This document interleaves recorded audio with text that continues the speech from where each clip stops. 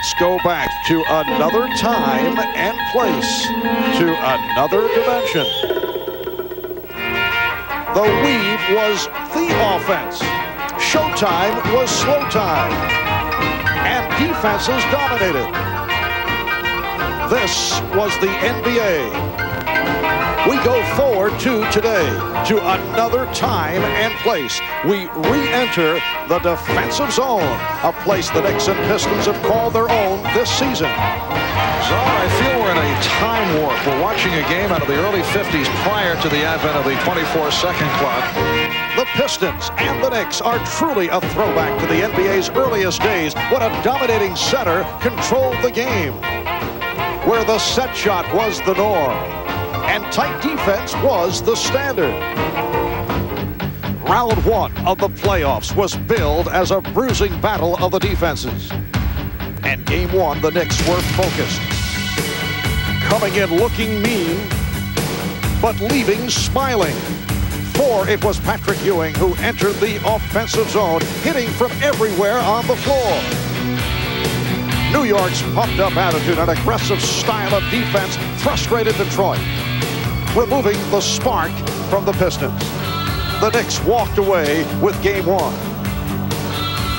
leaving their opponents wondering what zone had hit them and hoping that game two would not be a dog day afternoon in the Knicks zone.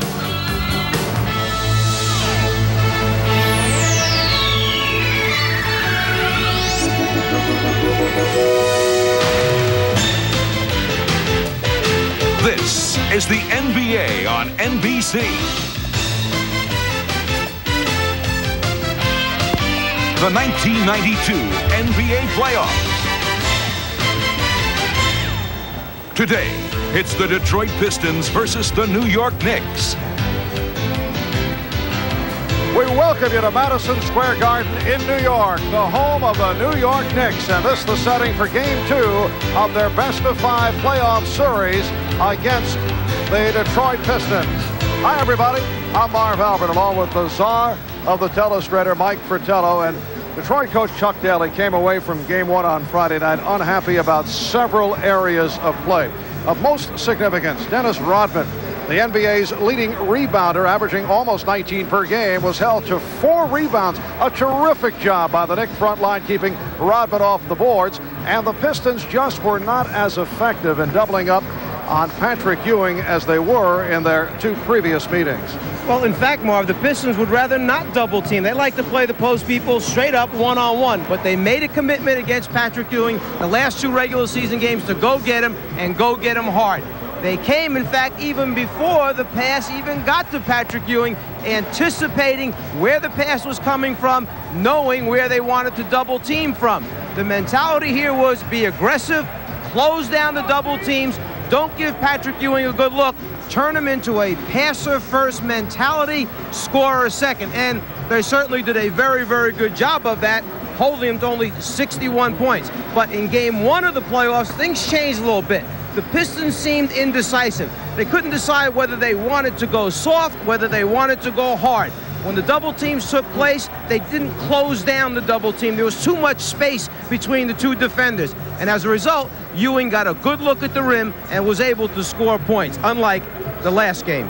In effect, the Pistons felt that if Ewing has to throw it out, there's no way those Knick guards will beat us. The Knicks not a strong outside shooting team right throughout the season, but that was not the case on Friday night. Both these teams have a similar problem. When the primary source of offense is shut down, they must go to someone else, and they've had a problem finding someone else to step up. For New York, when they went to the guards as the options, after the defense suffocated Patrick Ewing, the guards in the last regular season game, when they scored only 61 points, did not produce, shooting only 44%. But in game one, a little bit easier for Patrick Ewing when your guard core shoots 54%.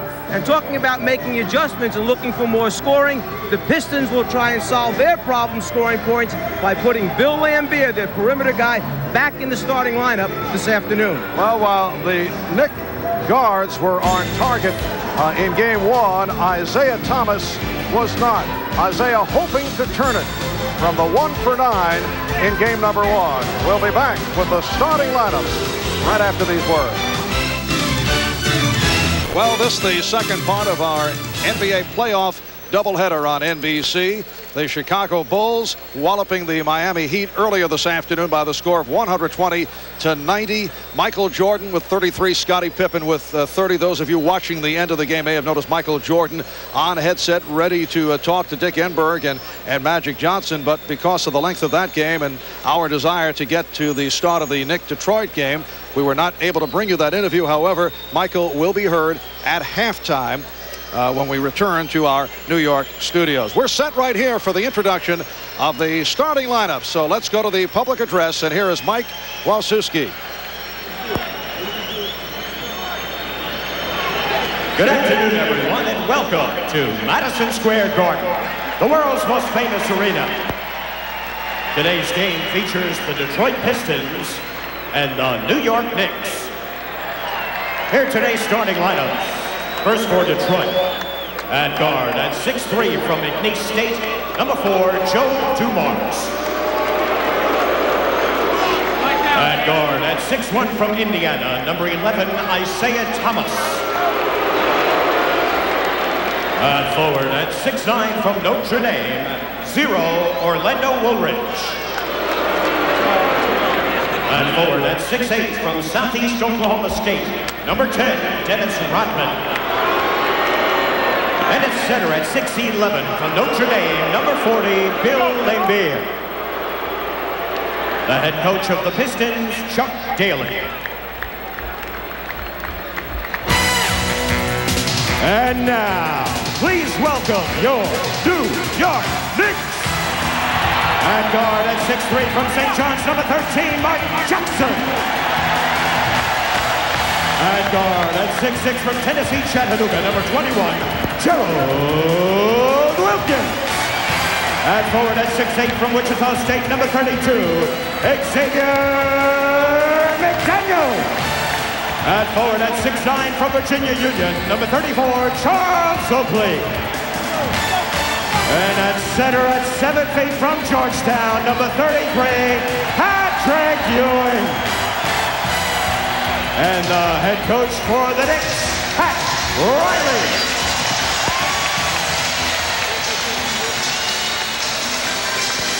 Well, a rousing ovation from this Garden crowd for a Knick club that played with great poise and at a furious pace and defeating the Pistons on Friday night, 109-75.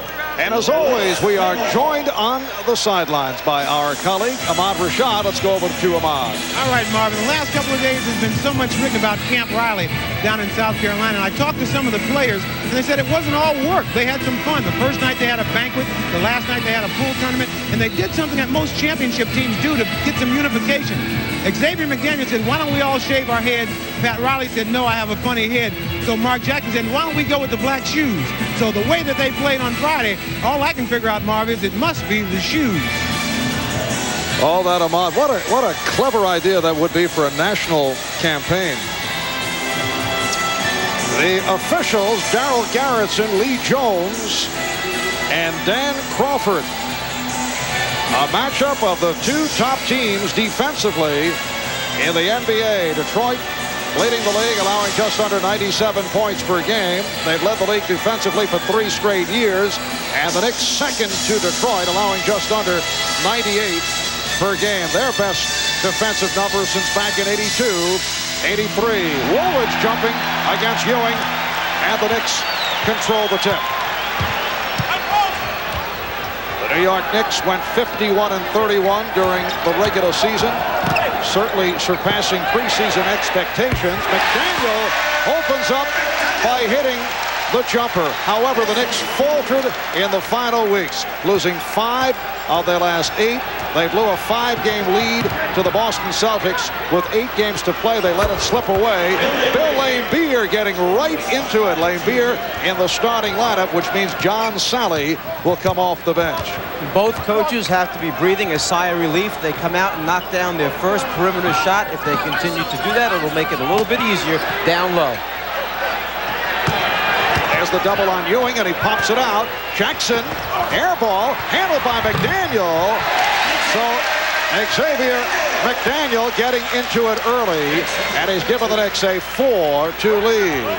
Both of these coaches stress rebounding as one of the primary reasons for winning basketball games in the NBA. And the one that dominates the boards probably will be the one that comes out on top. And Isiah Thomas, who had the 1 for 9 on Friday night in game 1, is able to hit on his first field goal attempt. The game is tied at 4. McDaniel guarded by Woolridge. Rodman on Oakley. Wilkins being played by Dumars. He got the step. And here comes Thomas. 3-on-1. Woolridge. Oh, hard foul given by the X-Man. And X-Man knows that he has his 6 fouls to use up during the course of the game, and that he's only going to play so many minutes. And Darryl Garretson is awarding the basketball back to Detroit after these 2 free throws.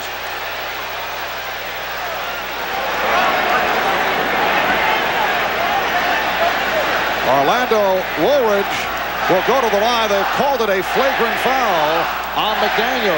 There is an A and B interpretation of the flagrant foul. And if in the judgment of the official, the player is not going after the basketball, is going after the player, and there is some intent to cause harm with a very hard foul, they will give him the 2 free throws and then award them the ball back on the side. There were a couple of flare-ups that took place on Friday night. The main event, Patrick Ewing involved with Bill Laimbeer, and they were separated. Here's another look at the hard foul given by McDaniel. And Garrett's in there, and it's obvious. Xavier McDaniel with both forearms goes after the body, not trying to block the ball. The B interpretation would have been an ejection from the basketball game of the player who committed that flagrant foul. However, the Pistons not able to take advantage with Woolridge missing on both. Rodman, offensive foul. The Pistons would like to see Dennis Rodman get into it offensively, and right here he forced the issue. Dennis telling us before the game that at times when he does not look to shoot, it's as if the Pistons are playing 4-on-5. And it's an excellent point that he makes. They are daring Dennis Rodman to try to score the basketball. New York would like to see him wind up taking 12, 15 shots a game. Ewing, and it's Oakley. Charles Oakley with a solid effort on Friday night as he and McDaniel and Anthony Mason combined to keep the Pistons off the board. And you may have noticed already Patrick Ewing stepping out away from the basket a little bit more. That's by design. Thomas missing on the 3-point attempt. Knicks on the run.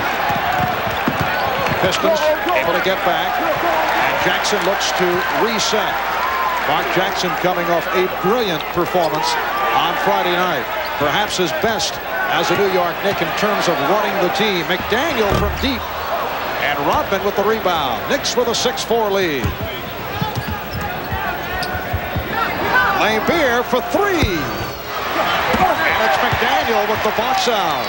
The move of taking Sally out of the starting lineup and putting Laimbeer back in, nothing against the way John Sally was playing. You just need another guy who can make shots. And the last 2 times down, it was Laimbeer that was the focal point when the ball got in his hands. Oakley. Jackson able to slap it to Ewing. Jackson. Yes. And Ewing and Thomas in a collision both went down. Mark Jackson is playing sensational ball. He had a 12 for 16 in the Knicks' final regular season game against Milwaukee and had an excellent shooting night here on Friday. Chant of defense from the crowd. Laimbeer and Ewing getting inside for the rebound. Because Bill Laimbeer is not known as a post-up player, you can afford to put your small forward, Xavier McDaniel, on him and not be real concerned that Bill's going to score a lot of points down low. A good sign for Detroit. At least he tried to make a move with his back to the basket to get a deuce. Jackson, yes! Mark Jackson with what he calls the teardrop stroke. The quick release. And the Knicks lead it by the score of 10-4. So the Knicks have come out very aggressively once again. They look to double up on Dumars. Rodman from deep. Woolridge with a good save. Here's Rodman. Knicks on the run. Pistons able to get back. Ewing finding the open man, McDaniel. One way for Detroit to solve this problem they're having is come with Mark Aguirre early in the game, get another shooter-scorer on the floor. The Knicks with 8 consecutive points, leading Detroit 12-4 with 7:13 remaining in this first quarter. Seems that the Knicks will run more at home in Madison Square Garden and take advantage of easy scores. This time in transition, no one there to pick up the X-Man. He likes it, the team likes it, the crowd loves it. Meanwhile, the Pistons are trying to settle things down. The Knicks getting off to a similar start as Friday night. They have come out flying, led by Xavier McDaniel. This is a Detroit team that has won 2 NBA championships the past 5 years. They've been in 3 NBA finals and 5 Eastern Conference championships. It has been an up and down season. They finished at 48-34. They did win 6 of the last 8, but prior to that, they had lost 7 of 9. Charles Oakley hearing it from the crowd for the hustle. It will be Piston ball. Well, this is a very, very physical game already this early in the afternoon. Some shoves exchanged there. That's just kind of like a statement made, like, not taking anything from each other for the rest of the afternoon. Here's Orlando Woolridge. Rebound Lambier as Rodman was sent flying, and he complains to Darryl Garrettson. He felt he took a shove. The Knicks lead it by the score of 12-6. Here's the trap on Jackson. McDaniel. Ewing and Rodman converge. Last touch by Rodman. And Detroit accomplished what it wanted to. Get the ball out of Ewing's hands in the set plays, make somebody else take a shot. That time it was X-Man. Well, Pat Riley has done a remarkable job along with Dave Checkers, Ernie Grunfeld, in energizing a franchise that had been dormant. We asked Pat earlier, what has surprised him most about the Knicks? Well, from what I had heard and from what people had told me about the team is that they didn't work hard. And probably the biggest surprise from that information and how wrong it was, I have never been around a team who has worked as hard and as conscientiously as this team in practice and preparing for the game, and during the games they have made just simply a great effort. That's one of the reasons why you should never prejudge a situation unless you're inside of it, close to it. Then you really understand what it's all about. Just a moment ago during the timeout, Darryl Garrettson brought Bill Lambier. Nice play by Lambier to break up the pass.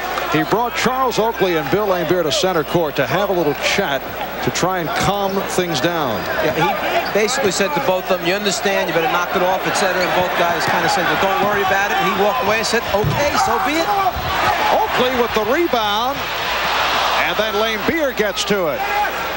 Here's Rodman with Jackson back. The Knicks 12, the Pistons 6. 6 minutes gone by in the first quarter.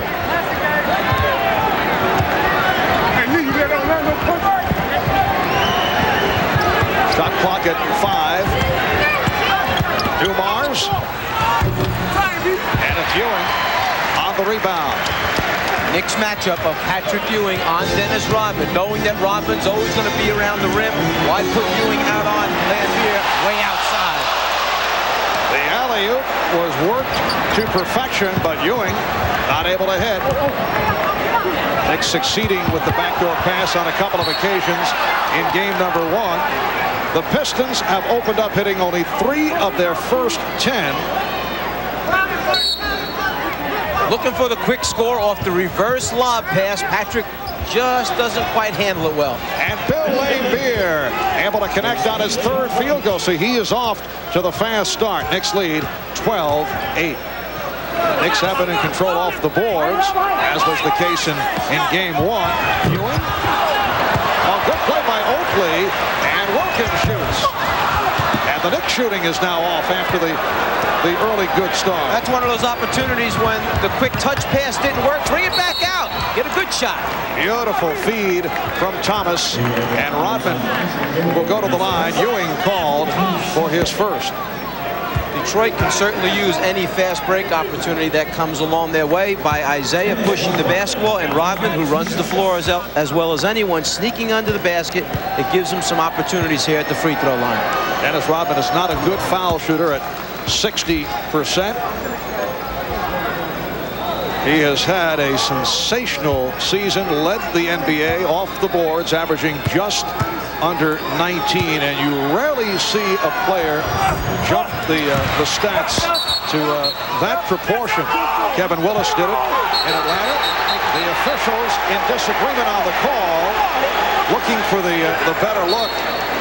Danny Crawford was about to give it to New York. Lee Jones says no.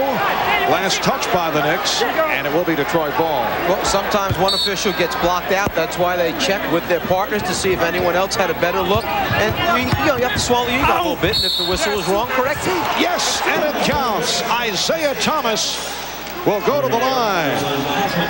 Ewing called for his second. Talking with Isiah before the game in the locker room, I asked him a very simple question. Do you think everyone's ready for this one? And he said, there's no other way to do it. He said, we are down 1. We can't afford to go home down 2. And you received a simple answer. Very simple. To a simple question, yes. Game is tied at 12. Knicks have missed their last 6 field goal attempts. Detroit in the midst of an 8-0 run.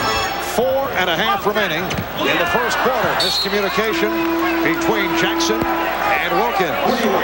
Substitution, Anthony Mason replacing Patrick Ewing, who did not score. Ewing 0 for 4 from the field.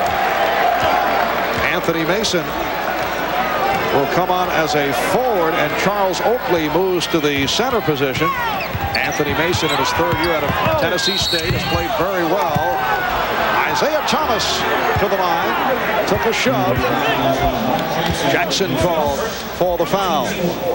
There's no question that Isiah is determined to come out, establish himself early, put pressure on Mark Jackson off the dribble, and if you can put Jackson on the bench with a couple of personal fouls, it obviously will help their cause after the game that Mark had in game number 1. The other thing, as soon as Patrick Ewing went to the bench, Detroit changed their defensive call. Now everybody will be played straight up, no double teams. And here's Mark Aguirre. Chuck Daly hoping for some instant offense. Aguirre for Woolridge.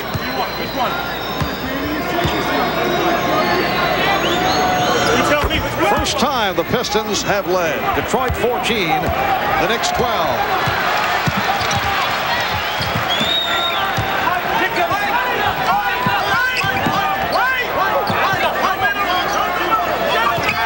Tough defensive sequence here by the Pistons, looking to double up on the ball. McDaniel. Xavier McDaniel hitting on his 4th field goal. He has 8, and he's tied the game at 14. With the Pistons trapping, using up time on the 24-second clock, someone else now will have to create other than Patrick Ewing for New York. Aguirre backing in on Oakley, goes to the hook. Mark Aguirre, so difficult to stop with that back-in maneuver. You don't realize how broad he is, how strong he is. I mean, Charles Oakley is not an easy guy to back under the rim. And now McDaniel with the turnaround. Yes! So Xavier McDaniel goes right back at Mark Aguirre, and he's tied the game at 16. And Mark Jackson picking up Thomas immediately to try and take the ball out of his hands and make Dumars the point guard. And that is a traveling violation. And Thomas, let's see, looked like he took a shot. Isiah following the travel. Took a poke. We'll have to get another look at that. Darryl Garrison calling a technical on Bill Laimbeer. The concern right there is that Mason threw Isiah to the floor. It's the second shot that Mason has laid on someone since he came in the game. The first one was a direct blow to Dennis Rodman at the opposite end of the floor. That time, an emphatic follow-through where Isiah winds up going down. And now Thomas and Mason are talking it over.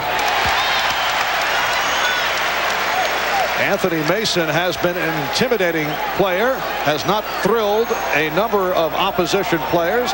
And Isiah Thomas, despite the fact you look at him, he's about 6'1", 180 pounds, is one who can handle himself. That should be pointed out, but he seems to be accepting that collision, at least for the moment. Well, after 40-something stitches in his head earlier this year, you may try and talk it out first before taking action. And then Lambier had something to say to the officials about Thomas taking the shot. He was hit with the technical. Offensive foul on John Starks, who just checked in. And the Piston players now upset with Starks, and things may be getting out of hand at both ends, although Darryl Garrison, who is the NBA supervisor of officials, is trying to calm things down. A timeout. We'll be right back. Chippy start to this ball game. Anthony Mason in the midst of it all. He's a very strong physical player who has had a number of incidents during the course of the season. We asked Anthony, is there any player who has intimidated him? Intimidating to me? No, not to me, but I've seen people intimidate others. You know, Karl Malone or Barkley on the floor. But I don't find them intimidating to me. Do you feel you have intimidated other people? A few times. Anyone in particular? Nah, my main thing is to take a person out of their game, take them out of their comfort zone, don't let them work the way they want to work. I don't know if I'm intimidating them, but I feel I've worked that a little bit. You get the feeling that in his next life he's a hitman, or he has a part coming up in a movie as one of those guys that just wipes people out and doesn't say a word, just kind of smiles when he gets it done. A hitman. What a fine thing to look forward to. Anthony Mason involved on a couple of occasions here with Detroit players. McGuire backing Oakley, and he's fouled. So Aguirre to the line. Let's go over to Ahmad. Marv, just during that last time out, Darryl Garrison went over and told Bill Lambier that he did not need any help in controlling this basketball game, and he would do the refereeing. So I guess they finally got that straight. All right, Ahmad, and Bill Lambier is sitting down. John Sally has come on for the first time. By this physicalness taking place early in the game, what New York is saying to Detroit is, you're not going to bother us, intimidate us. And I'm sure that Pat Riley, through his experience when he was the Laker coach versus Detroit, and watching what had happened to Chicago a few years back when Detroit got a hold of him, all plays a part in this making a statement type attitude. Here's Starks, yes, and it counts. Prior to the game Friday night, John Starks had been very quiet against the Detroit Pistons, and the Knicks feel they need his offense. They did get it on Friday and hope for more of the same here. Well, John Starks is fearless going to the basket, was not going to be intimidated at all by the fact that Detroit might rotate over, take a hard shot at him. He went, concentrated, and converted. By virtue of the three-point play, the Knicks now lead 20-16, 2.5 remaining in what has been a very physical first quarter here at Madison Square Garden. Dumars being played by Starks, Mason, and Aguirre in a battle. Aguirre feeling around for the presence of Mason, and the foul is called on Mason, and he gets an earful from Aguirre. Well, earlier we saw how strong Mark Aguirre was in backing down Charles Oakley. That time, to show you how strong Mason is, he puts his hands on the hip of Aguirre, and Aguirre can't go anywhere. He tries to make his move. You're stuck right there. The Pistons struggling at the foul line, only 4 of 9. Aguirre missed his first 2.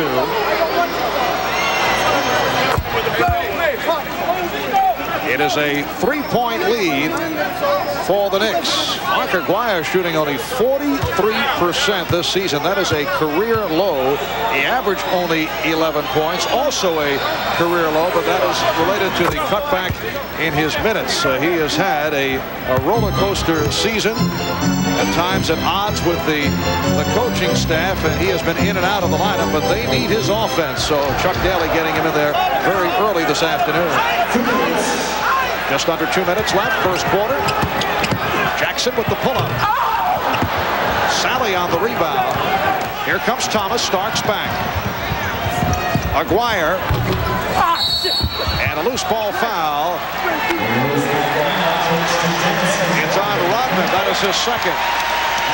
All the small things that you might get away with during the course of the regular season, when a playoff game starts out this intense and with as much contact, then you've got to have some whistles in there to clean it up before it gets out of hand. So the shove in the back called that time by Darryl Garrettson. Dennis Rodman upset as he has been taken out, replaced by Orlando Woolridge. Once again, the Knicks have kept Rodman off the boards, at least here in the early going. He has only 1 rebound, had only 4 in game 1. Mason putting the move on Sally.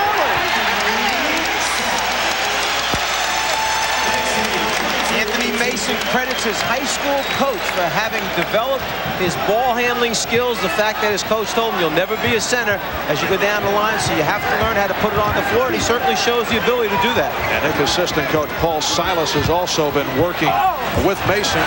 Bad shot by Sally. Mason working on a hook shot that we have seen from time to time. Here's McDaniel. Rebounded by Sally. Just under 1 minute to go in this first quarter. The Knicks lead by 4. Dumars for 3. And back come the Knicks.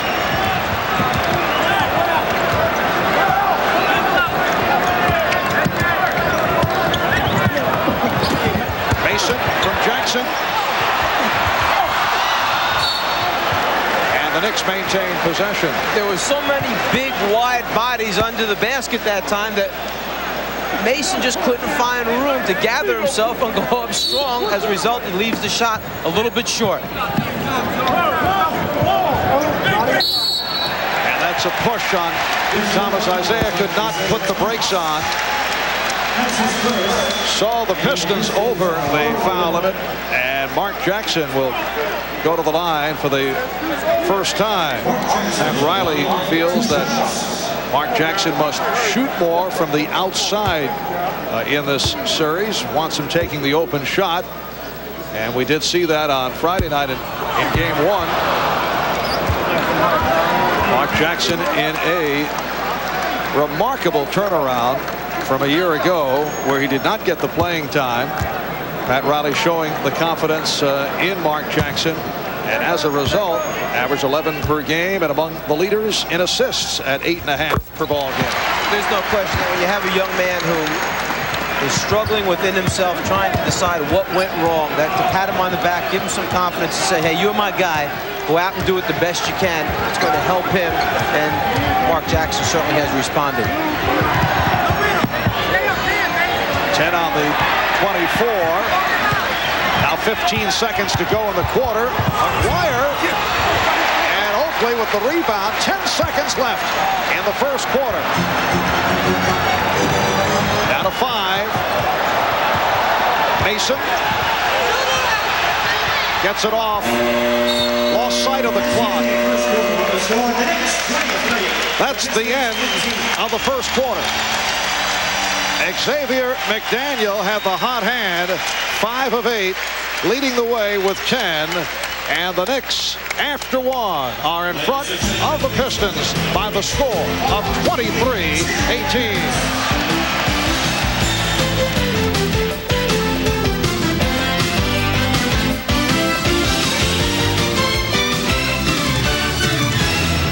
At Madison Square Garden, the Knicks over the Pistons by the score of 23-18 after 1. Earlier today, as seen on NBC, the Bulls made a 2-0 on the Miami Heat with a 120-90 victory at Chicago Stadium. Michael Jordan had 33, Scottie Pippen with 30. Game 3 Wednesday. in Miami. Lambier getting the second quarter underway. Patrick Ewing, who did not score in the first, is back on the floor. The high man was Xavier McDaniel with 10. And the other story for the Knicks, Charles Oakley, who comes off a strong first game, had 8 rebounds in that first quarter. Starks, and is rebounded by Aguirre. Dumars in the backcourt with Thomas. Aguirre, Sally, Lambier up front. And Joe Dumars, another guy who got blanked in the first quarter. Here's Starks eluding Aguirre. The Knicks lead 25-18. Walker, a one-time New York Knick, getting set to check in for the first time. Greg Anthony and Kiki Vandeweghe will come on for the Knicks. The Pistons have missed their last 7 shots. Detroit only 6 for 17 in the first quarter. And there's Aguirre ending that streak. His second field goal. He has 6. And as Chuck Daly knows so well, Mark Aguirre, Isiah Thomas, Joe Dumars, all 3 players very capable of exploding during one quarter. Telegraph move by Ewing, and Patrick can't buy one. He's now 0 for 5 from the field. It will be Nick Ball, last touch by the Pistons. Bill Lambier now complaining about Anthony Mason. All Bill Lambier wants to do is get him out of the lane. Bill counted up to 6 that time, maybe exaggerating a little bit on his count. And McDaniel, Jackson hearing it from the crowd as they sit down. You see the blanks for Dumars and Ewing. John Starks again. He's in 3 of 4. He has 7. The Knicks with a 27-20 lead. It's one of those baskets where you make one mistake, you fall asleep defensively one time, and it costs you 2 points, which in this game with these 2 teams could be most important. Aguirre draws the foul. Both Mason and Starks got him. It is Mason called for his second. And Mark Aguirre changing up his pace. Earlier taking a lot of time once he got the basketball. This time when he catches, he makes the quick ball fake, gets him in the air, and then just lofts it up there to draw the 2 free throws. Mark Aguirre, 2 out of 4 from the foul line. Pistons only 6 for 11 at the line, but they have been going to the line. 2 minutes gone by, second quarter. Marv Albert, Mike Fratello, Ahmad Rashad from Madison Square Garden. Game 3 of the series will be played Tuesday night at the Palace of Auburn Hills. This is the first time the Pistons have not opened the playoffs at home since 1986 when they lost to the Atlanta Hawks in the first round. I believe you were in the building at that time. I may have been. Anthony was fouled. So Greg Anthony to the line. The foul committed by Isiah Thomas, and a timeout called. We'll be right back. Yeah. Oh, Ahmad Rashad back here at the Garden with the general manager of the Pistons, Jack McCloskey. Now, Jack, there's been so much said and written about the statements from Bill Lambier. Your reaction to all that?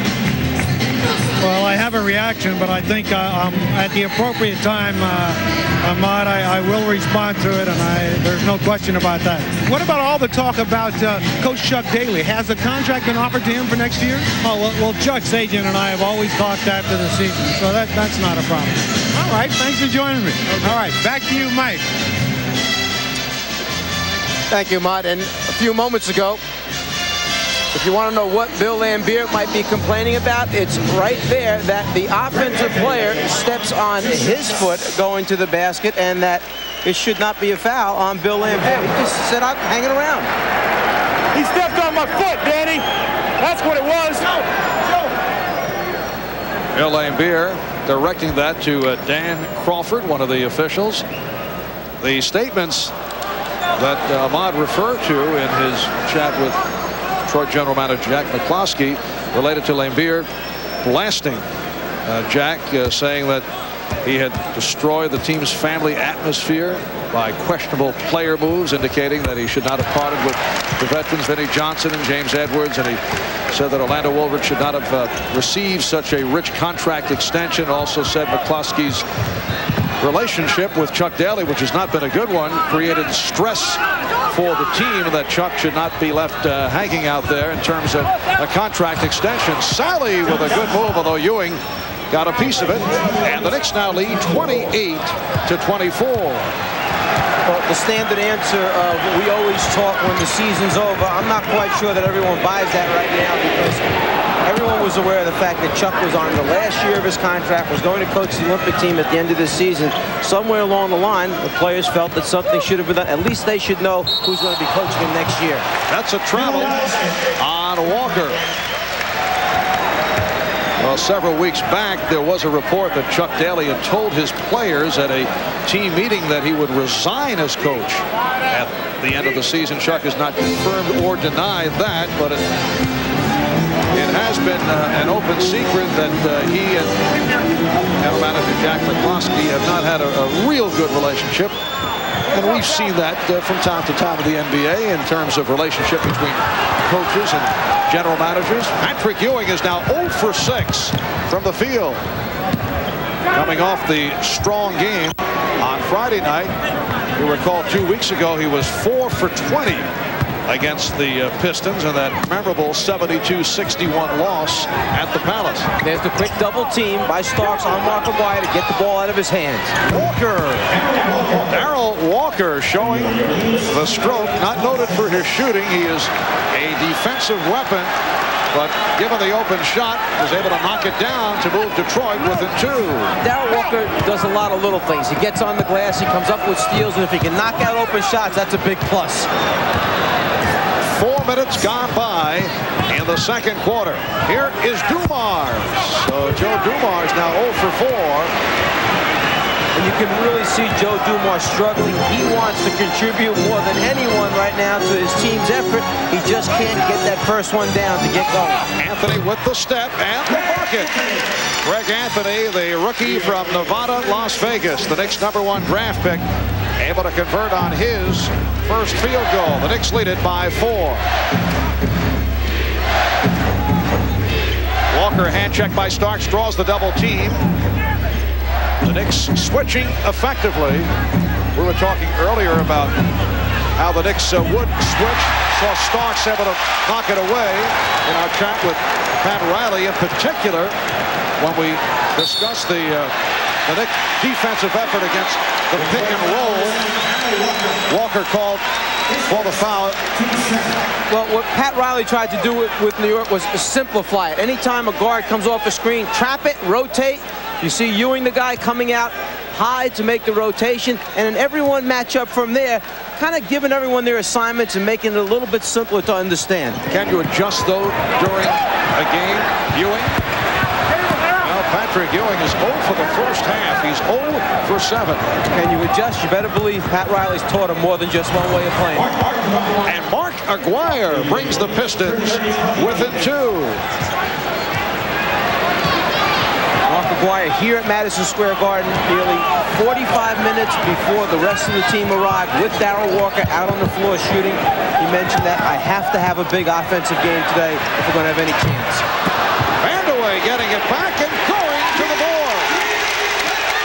Most unusual to see Vandeweghe collar the rebound inside and then put it back up. He's given the Knicks a 32-28 lead. However, Ewing is now 0 for 8 and appears to be rushing the shot. 6:15 remaining first half. Aguirre, Starks with the rebound. He has a 3-on-2. Mason for Vandeweghe. Stopped by Lambeer. Ewing rejected by Sally.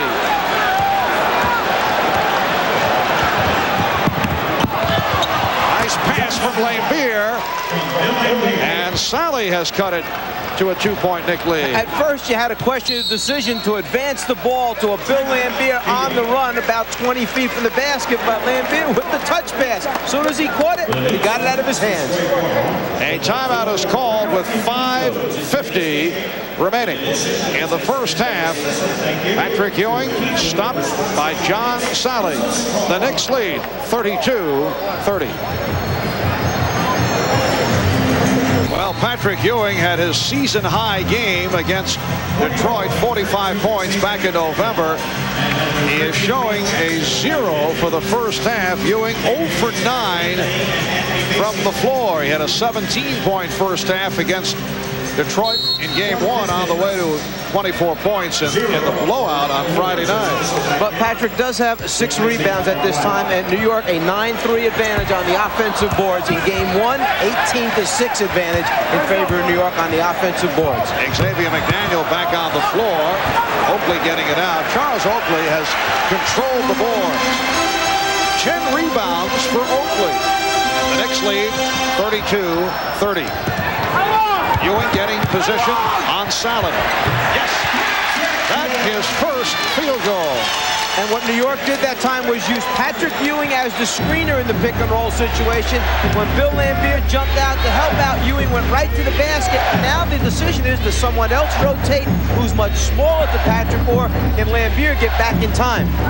Isiah Thomas losing Mark Jackson off the dribble. Laimbeer recovers. Orlando Woolridge, very quiet, game number 1. Not getting going to this point. John Sally was looking for a goaltend. Knicks have Jackson and Starks in the backcourt. Ewing, McDaniel, and Oakley up front. Knicks again in command off the boards. They had a 50-23 edge on Friday. Shot clock at 4. Here's Ewing. Loose ball foul against the Pistons. Woolridge picking up his first. A point of emphasis that the Knicks made in preparing for Detroit for these games. When Patrick Ewing catches it away from the basket, turn immediately, face the floor, and see where Detroit is coming from on the double team. So then you can make a good decision whether to take it or who the open teammate might be at that time. Gerald Wilkins returning, replacing John Starks, who scored 7. Here is Oakley. Not the shot that you want him taking off the dribble. Now, Pat Riley has been encouraging Oakley to take the outside shot more frequently. That was not the case at the start of the year. And from time to time here at the Garden, the crowd, as Oakley begins to cock the shot, would moan in anticipation that he would shoot. But he does have a good touch, but not off the dribble. Laimbeer, who has the excellent long-range touch with his 4th field goal, 8 points. The Knicks now lead at 34-32.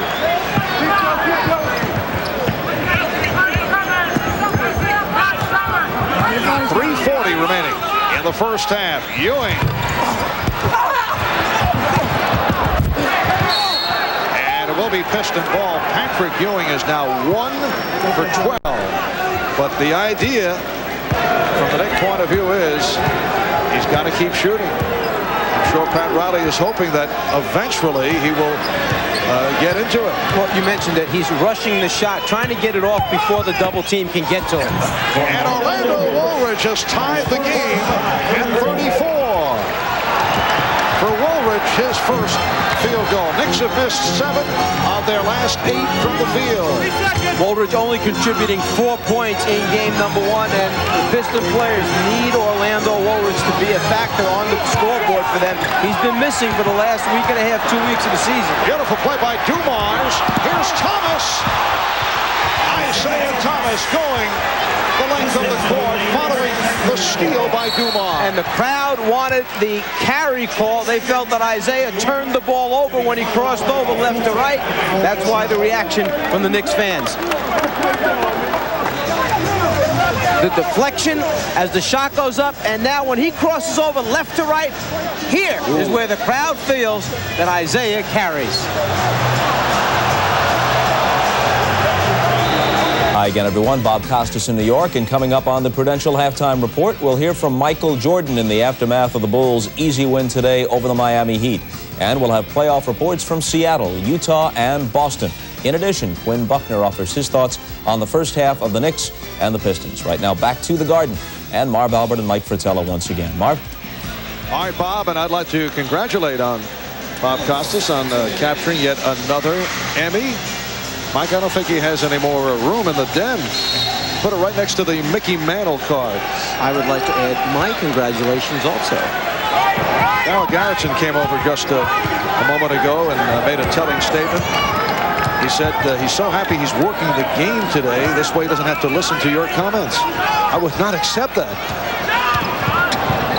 Here's Jackson for three. Yes. Mark Jackson hit 2 from downtown on Friday night, and he's given the Knicks a 37-36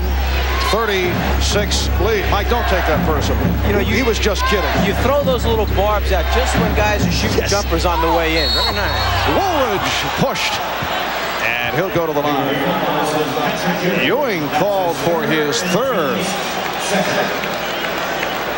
Patrick Ewing, 3 personal fouls and 1 for 12 from the field. And it's not a case of the Pistons doing a particularly effective job on Ewing. He has had the opportunities at times. He's rushed it, but it's not what took place in those 2 previous meetings prior to Friday night.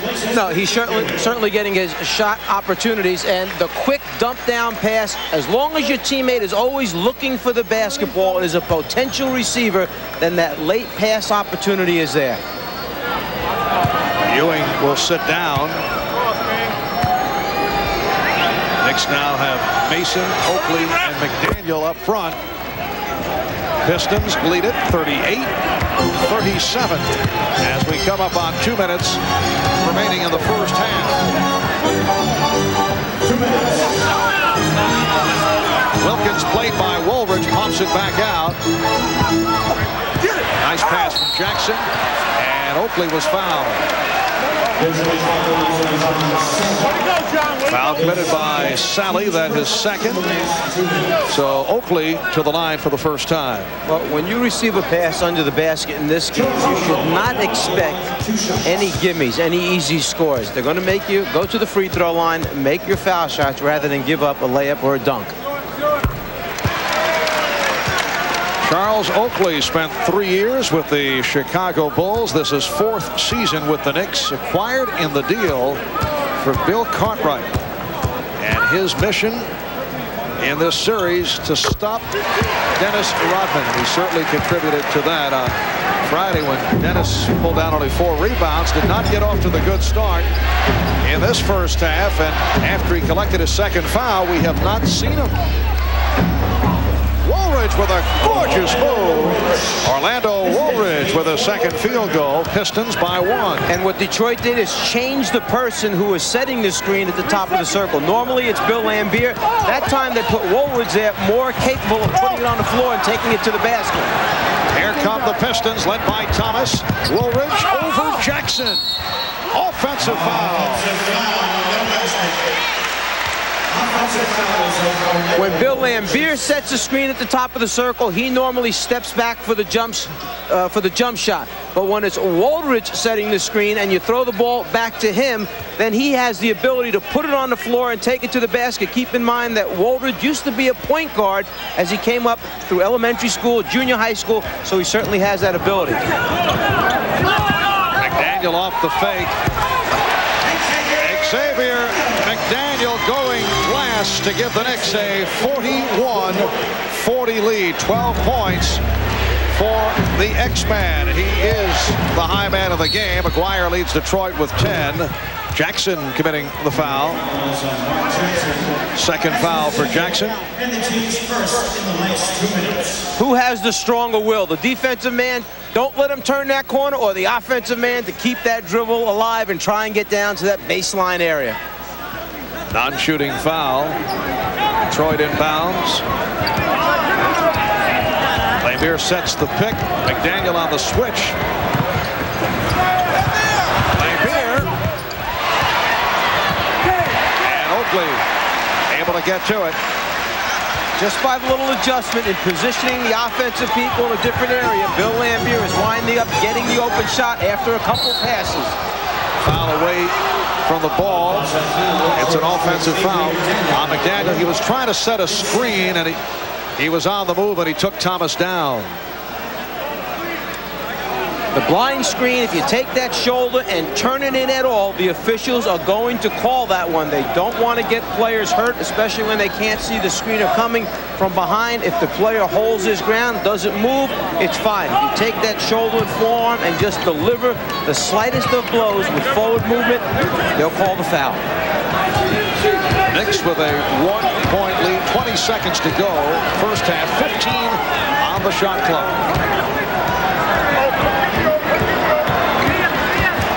Dumars for Sally. Thomas from downtown. Oakley with the one-hand rebound. Final seconds of the half. Here's Wilkins eluding Lambier. Well, Gerald should have pulled up and decided to go for the drive. That's Bill Lambier making a move out to him. Wilkins said, here he comes, I'll go around him. He just bought enough time, Lambier, to force a rushed shot. And a shot that would have been too late. So at the half, it's the Knicks 41 and the Detroit Pistons 40. Bob and Quinn coming up with our Prudential halftime report. Stay with us. Square Garden, the Knicks lead the Pistons 41-40, and New York, as you know, leads the best-of-5 series 1-0. Now, who would figure this? Halftime, Rodman, 1 rebound, didn't play a minute in the second quarter, held to 4 rebounds for that matter in Game 1. Ewing, 1 for 12 from the floor, 2 points. The shots Ewing were taking are the same one he took on Friday, and then you've got to wonder when he's going to miss that. Some of it, I think, has been Detroit has run after him. The more important part is Rodman, because that means Mark Aguirre has been on the floor. And with Mark Aguirre, because this game is not necessarily one of your big offensive games, you need to get as much as you can from Detroit's perspective. That's why Mark Aguirre has played and Dennis Rodman has not played, because Dennis Rodman is not rebounding. That's what he does best. And Aguirre does have 10, but overall, the Knicks have out-rebounded the Pistons without Rodman for half the game, 28-18. You know, no team in the league has as big a differential between their top scorer and their second best scorer as the Knicks. Ewing, 24 for the year. Starks, 13.9. No team has as much as a 10-point gap. So you'd think that with Ewing held at 2 at halftime, the Knicks would be in bad shape, but somehow they've been resourceful enough to lead by 1, so Riley can take some solace from that. He can take some solace in that, but you'll always know if you play Detroit, they don't have enough offensive firepower to run away from you. You know, we're talking about Aguirre playing, and they got him out there because they can't get offense. So that's why New York is still in the game, though they can't shoot the ball very well. They got the rebounds, they're just not getting in the basket. Okay, in the early game today on NBC, the Bulls had an easy time of it, beating the Heat by 30. They thus take a 2-game lead in that best-of-5, and after the game, Dick Enberg played setup man for Magic and Michael. Thanks, Bob. With Magic Johnson and Michael Jordan, I'm going to take a back seat on this one. I want to hear what you guys like to talk about. Well, in the first half, Michael, you looked like you were trying to get your teammates involved, get them in the offense, and you really just sat back and let the offense come to you later on. Was that the case? Yeah, you know, I was trying to evaluate my teammates. You know, they were very nervous, as you know, in the first game. And, you know, Scotty got out of the blocks quick. So I just sat back and let them control the tempo, more or less, chipping in here and there, trying to help out rebounding-wise. But offensively, I think it was a well-balanced effort from everybody. But, you know, defensively, I think it was a good team effort. And, you know, we all tried to help out in all different areas, rebounding as well as defense. Well, you talk about sending a message. Looked like you really sent a message. It seemed like you guys wanted to blow them out because you were up, I think, 29, and you and Scottie Pippen were still in the game. And I said that you wanted to send them a message that no way they could win Game 3. Was that the case? Yeah, that was the case. I think, you know, Phil had that message. Horace and Scottie, they were very intense about playing well today, being that they were a little nervous on the first game. But everybody had an initiative of coming out and sending them a message, making them give up as early as possible so that if we play them in the third game, when we play them in the third game, then certainly they're going to think about going home and not really putting up the effort. Well, thank you both, you gentlemen. Congratulations, Michael. Magic, we'll see you next week as we go to the next round of these NBA playoffs. We return you now to Bob Costas in New York. You know, Dick looked a little bit like Woody Allen in Zelig there. You know how he'd just like pop in, kind of paint it into the picture in between FDR and Churchill or something? Oh, that was great to see Dick set him up. What a bizarre reference that was. I need rest. Coming up next, we'll turn our attention to some of the other playoff series as we get reports from Seattle, Utah, and Boston. That's right after this message from Prudential and a word from the NBA. You saw Zelig, didn't you? It was a fine film. Very fine film, my friend. Very fine.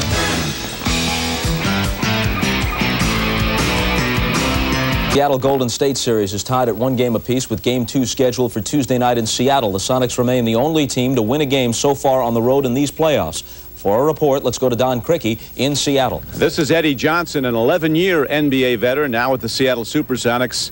Eddie, you kind of heated up yesterday at Golden State. You think that's going to be the case on Tuesday night? I think so. I think it's going to be a tough series. Both teams really respect one another, and they were a little bit embarrassed by what happened Thursday night and us coming in and taking the home court advantage. And we knew they would come out fighting. They're a tough team, and they have a lot of heart. And if we're going to win this series, we got to come and play strong. What did they do differently yesterday that turned the game around and got them a win? Well, I think their role players played well. I think Mario Elie came off and had a great game, and he was basically the difference. He had a big third quarter. I think he had 12 points in the quarter, and he carried it on into the fourth quarter, and it made it tough on us. We pretty much controlled Mullen, Marshallanis, and Hardaway, and then he jumps off with a big game, and that really carried him over. What did Coach Carl emphasize in the team meeting about things he wants done on Tuesday? I just think what we have to do is just mainly keep the floor spaced. We really got kind of bunched up yesterday, and their defense was able to get hands on balls and get out and get easy baskets. And another thing is we got to continue to go with our inside game. I think Don Nelson went with the small lineup to try to counteract what we were doing, and we kind of went away maybe from our inside game a little bit and didn't really use Sean and Benoit and Derek like we should. And we definitely got to get back to that. Thanks, Eddie. Eddie Johnson of the Seattle Supersonics. Now let's go back to Bob Costas. Thanks, Don. The winner of the Sonics-Warriors series will play the winner of the Jazz and Clippers. Utah is a game up in that one with Game 2 in Salt Lake tonight. We check in with the snapper, Steve Jones.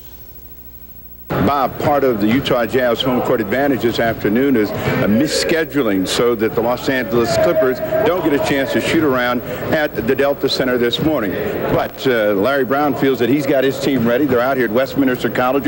What was the emphasis of today's practice and yesterday's film session? Well, we just trying to figure out ways of stopping them. We weren't very physical. We didn't guard very well. I know they shot the ball well, Steve. They shot over 56%, but they had easy shots, and that's been the emphasis, to figure out a way to guard them. All right, the killer, John Stockton and the Malones. They had a tremendous game against you in that 115-97 shellacking. Are you going to try to get the ball out of John Stockton's hand? Well, we're going to try to change up defensively a little bit, but other people hurt us as well. So it was a team loss, and the biggest thing is we got to figure out ways to defend better and rebound better. All right, well, Bob, if they can get one here, it'll probably be the thriller in the Western Conference. All right, Steve, one-time ABA teammates and foes, Larry Brown and Steve Jones. Next up, Boston, where the Celtics held on to the home court advantage by beating the Pacers in the first 2 games at the Garden. The Celtics are traveling now to Indiana for tomorrow night's Game 3. Gail Gardner has a report from Boston. Thanks, Bob. The Celtics came in for a team meeting today. They didn't practice, and yesterday they continued to play inspired ball without Larry Bird and Dee Brown, but they really haven't needed them against the Pacers, who managed to lose 2 games against the Celts that they could very easily have won. I think they're still learning, and especially when the game is on the line, when they really need a basket, when you pick your defense intensity level up, they tend to struggle. Our main objective was to not allow them to come in and beat us in our home backyard, and we were defending that because this is our place and this is what we live for. Indiana has some great offensive players that can come through, and that's what I'm cautioning my players. We can't afford to be put in a situation where we have to make the great play at the end. You want to be able to take care of business earlier than that, because we may not be so lucky next time out. Chris Ford also told me that Larry Bird and Dee Brown will not be traveling to Indiana. Bird's back is getting better. He has stepped up his conditioning. Dee Brown's sinusitis and vertigo is getting better as well, but it could be a while before either of them play. Let's go back to Bob in New York. Thanks, Gail. You had a quick thought on Golden State and Seattle. The Golden State-Seattle series, to me, is the most fun series because both of these clubs get up and down. I like Seattle. They're going back home with 2 games to play there. I think they've got a good chance back in Seattle. Okay, we'll return with second half action. The Knicks right now by 1 over the Pistons, and we're back with it after these messages from your local station. This has been the Prudential Halftime Report, brought to you by the companies of the Prudential. In a changing world, one thing remains rock solid: the Prudential. New York, Marv Albert with Mike Fratello and Ahmad Rashad. The Knicks by 1 over the Pistons. It was a very physical first half between these two clubs. The climate did eventually settle down. Mike, what do you look for in the second half? Both teams understand about the physical play. They know that coming into this series. Now the problem for these two teams is that they have a star on each end that is not involved in the offense. Ewing only 1 for 12 during the first half. Joe Dumars 0 for 4, 0 points in 23 minutes. So how do you get those guys back involved offensively? All right, both clubs did have their problems shooting in the first half. A look at the field goal percentages. Today's Miller Genuine Draft halftime stats. Patrick Ewing, as you mentioned, 1 for 12. The Pistons 15 for 35, 43%. And the Knicks opened up shooting well, and then they did drop off. And the Knicks with the edge off the boards. That's the story Friday night in game 1. And the Knicks have out-rebounded the Pistons 28-18. In game 1, when Rodman got only 4 rebounds, you said there's no way that could ever happen again. Well, Dennis Rodman, in the first half of this game, only 1 rebound. It's the Knicks 41 and the Pistons 40. We'll be back with the second half in a moment. This is game 2 of this best-of-5 playoff series, with the Knicks at halftime leading Detroit 41-40. Just a moment ago, Ahmad chatted with Detroit Piston coach Chuck Daly. All right, thanks, Mark. Well, here we are again, the Chuck and Ahmad show. We've got to stop leaving this way. We either take this on the road. We play an NBC, we're down at the half. I know it. But now you rebounding is something that bothered you the first game once again today. Well, it's been one of our strengths for years, but they're hammering on us, the offensive board, really getting inside, and we've got to do something about it. They can't win the game. They can't get second shots. We've got to do a much better job in that area. How about getting Dumars more involved in the offense? Well, we'd like to, but they're playing them real tough. They're switching out a big guy on him, and they're really dogging him, and he's taking a couple of tough shots. But, hey, whatever. Playoff time, huh? Right. All right, thanks, Chuck. Back to you, Marv. Wait a moment. Is that coaching terminology? Whatever? I understand. That's a very deep comment. There's a lot to it. You just have to take some time to figure it out. Xavier McDaniel, the high man for the Knicks, with 12. Mark Aguirre off the bench to lead Detroit with 10. Detroit ball as we start the third quarter. Thomas had it knocked away by Wilkins. It is a 3-on-1. Slowed down by that deflected pass. Oakley for Ewing. Oakley on the follow. 2 things happened on that play. First, Patrick Ewing walked. Then Patrick Ewing got fouled. Nothing was called on either one of those. And then the follow-up score. And by the way, right now for the Knicks, that's their 18th point on second shot opportunities. Pounding him, as Chuck said, 12-4 on the offensive boards.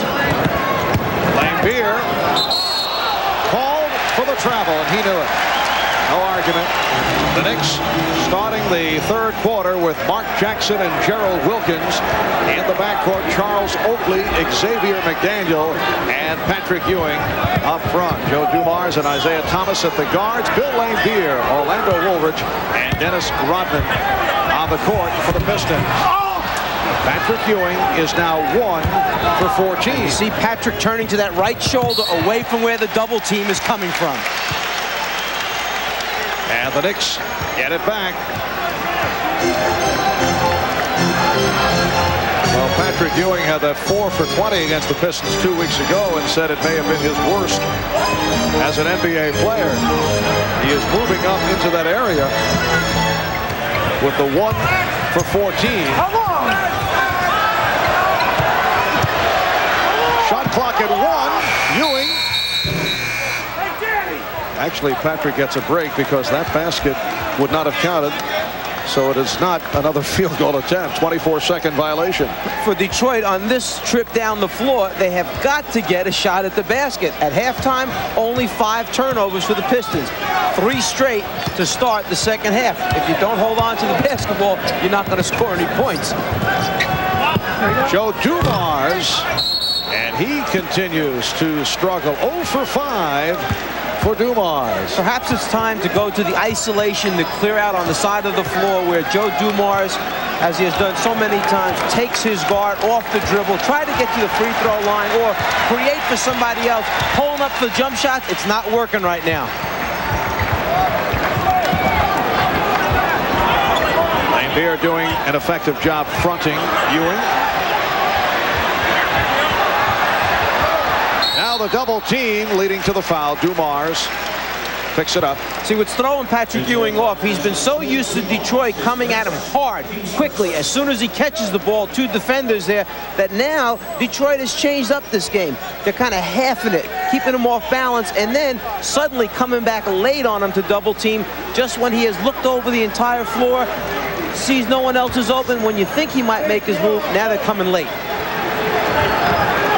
As a result, at times, you see Ewing tentative when he receives the ball, not sure whether to make the move or kick it back out. McDaniel, yes, it has been an outstanding game for Xavier McDaniel, a guy who may actually be playing for his next contract. It's all on the line for the X-Man, who has had an up and down season.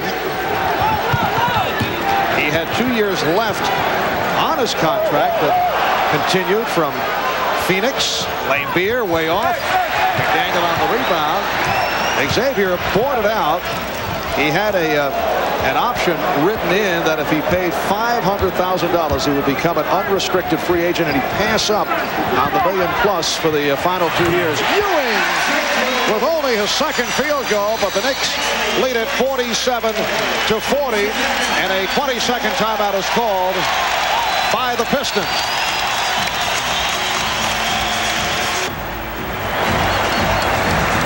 Basically, what Xavier McDaniel did was put himself out in the open market by buying out the clause in the contract.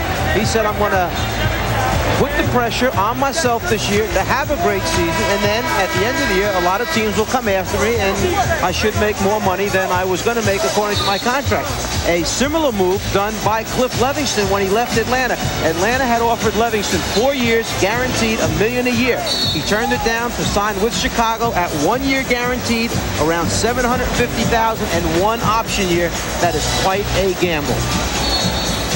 But if Xavier McDaniel, who has contributed in many ways, although at times toward the end of the season he had some invisible performances, if he can do it in the playoffs, here's Woolridge, rejected by Ewing.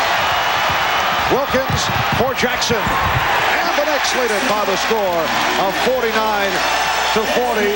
And words between Oakley and a couple of Pistons. Darryl Garrettson blowing the whistle. 8-0 run by the Knicks here in the third. And let's see how Garrettson handles this. He was the official observing down court. Darryl Garrettson was at the opposite end of the floor and perhaps got the best look at what happened altogether after the basket was scored by the New York Knicks. Double technical has been called on Oakley and Rodman. And let's see if things have settled down. They did erupt in the first quarter. Second quarter was quiet. And the sparks flying once again. Ewing with the block. Anytime there's a pick and roll situation, New York traps it, double teams. At that time, Detroit went to a little bit of the Chicago offensive set, the triangle offense, and turned it into a pick and roll. So what does New York do? They trap it. Ewing forcing. And he's claiming he was hacked. So Patrick is now 2 for 16. Thomas stopped by Ewing. McDaniel for Jackson for Wilkins.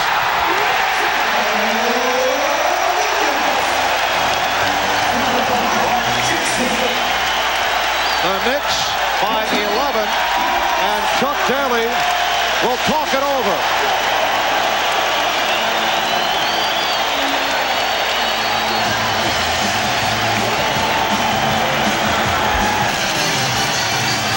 A few moments ago, the Knicks defense, led by Patrick Ewing's block shot, winds up turning into easy points as Wilkins leads the break to Mark Jackson.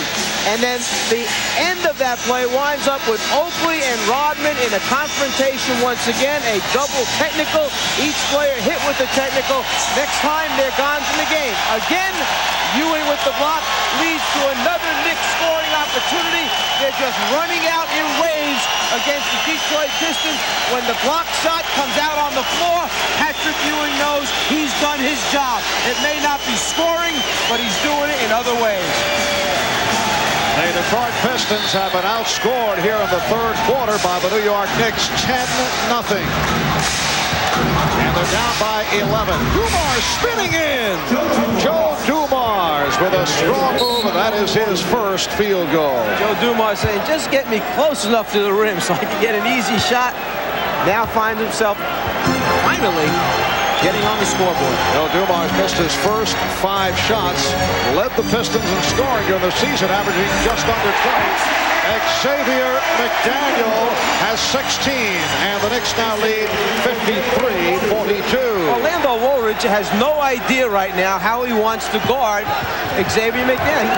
He keeps trying to go underneath the screens, and he's leaving about 9 feet worth of space between himself and McDaniel. Orlando Woolridge battling very hard through the foul. Terrific effort by Woolridge, and he was fouled by Oakley. When teams set diagonal screens or screens straight up and down, Woolridge at the offensive end staying after, trying to make up for the defensive mistake he made at the other end. But when teams are setting straight up and down screens in the lane or diagonal screens, you have to make a decision. Do you switch on it? Do you follow the man you're guarding? Or do you try and slide underneath it, go through? Woolridge right now is trying to slide through everything. And as a result, his man is way on the other side of the floor. And Orlando is only 2 for 5 from the line.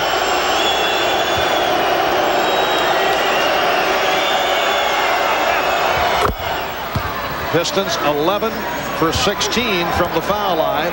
The Knicks lead by 10 with 5 minutes gone by in the third quarter. Wilkins comes off the screen. Wilkins on the floor. The spacing that time for New York, the distance between all their offensive players was excellent. As a result, very hard to help on Wilkins. Dumars heating it up, hitting from downtown. The Knicks now lead 55-46. Joe Dumars, one of the better three-point shooters in the NBA. Oakley from Ewing, rebounded by Rodman. For Dennis Rodman, only his 3rd rebound. Woolridge, will it count? Yes, it does, and the foul. A strong move by Woolridge. McDaniel committing his 3rd foul. Well, just as Mark Aguirre was on his way to the table to report in for Orlando Woolridge, this fast break opportunity allows him to put it on the floor, take it to the basket, and now he'll go to the free throw line. So Mark Aguirre goes back to the bench. Woolridge only a 68% free throw shooter. He is 3 for 6 from the line. And that is so typical of the way Chuck Daly likes to coach. A player gets going, just like Dumars finally made his first 2 shots here, 5 quick points. He sees Woolridge perhaps on his way to just getting on a roll. So he tells Mark, sit back down for a little bit. Let's see if he lights this thing up for a while. Knicks have led by as many as 12. Detroit cutting it to a 6-point lead. Ewing.